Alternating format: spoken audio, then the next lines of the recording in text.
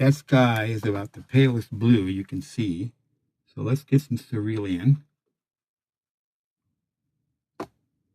I don't want the sky to detract from all this. So, you know what I'm going to do? I'm going to wet the sky with clear water. And it's going to allow me to get a nice feel up there in the sky. I'm going to let the water not go where I want the clouds to be. I'm going to go right over the ore. I don't care about the ore so much. I don't care about the islands. I can paint those in darker later. I say islands, that little landmass. So we're wetting this. Can't hardly see unless I tilt this where it's wet. Doesn't have to be everywhere. It doesn't have to be even. So that's okay.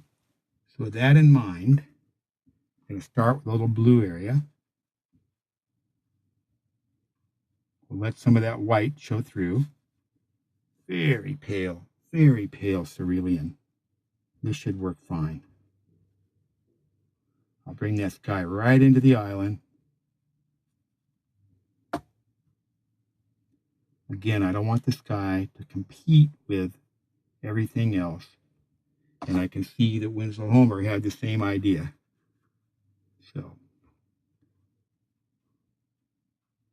this will look subtle. That's an understatement. It's going to look very subtle. And I'm not going to stop with cerulean. I could. It's not going to look bad just like that.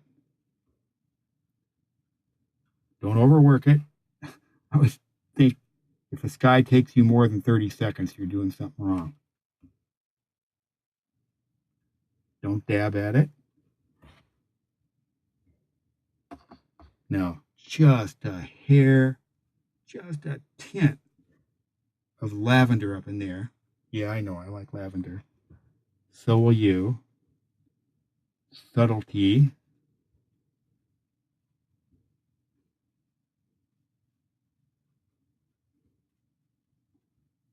So those clouds are going to stay white up there.